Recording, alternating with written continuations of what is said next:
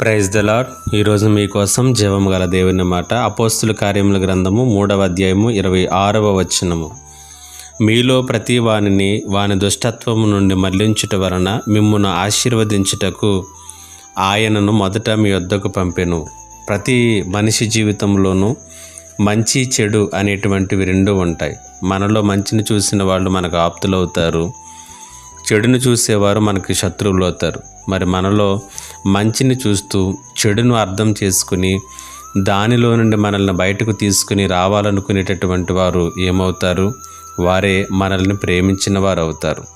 ఈ ప్రపంచంలో మనుషులందరి స్వభావం ఏంటంటే అయితే మనల్ని మంచిగా చూస్తారు లేదా చెడుగానే చూస్తారు.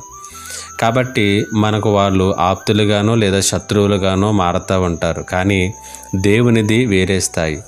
ఆయన మనలో ఉన్నటువంటి మంచిని చూచినటువంటి దేవుడు మనలను చెడు నుండి విడిపించి గొప్ప చేయాలని ఆలోచించినటువంటి దేవుడు. కాబట్టి ఆయన అందరికంటే మనలను అధికముగా ప్రేమించిన వాడయ్యాడు.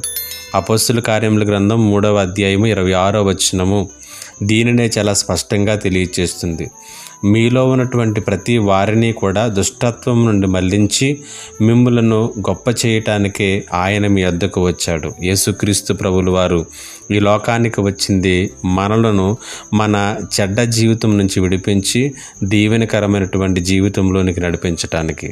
ఇదే కదా ప్రేమ అంటే.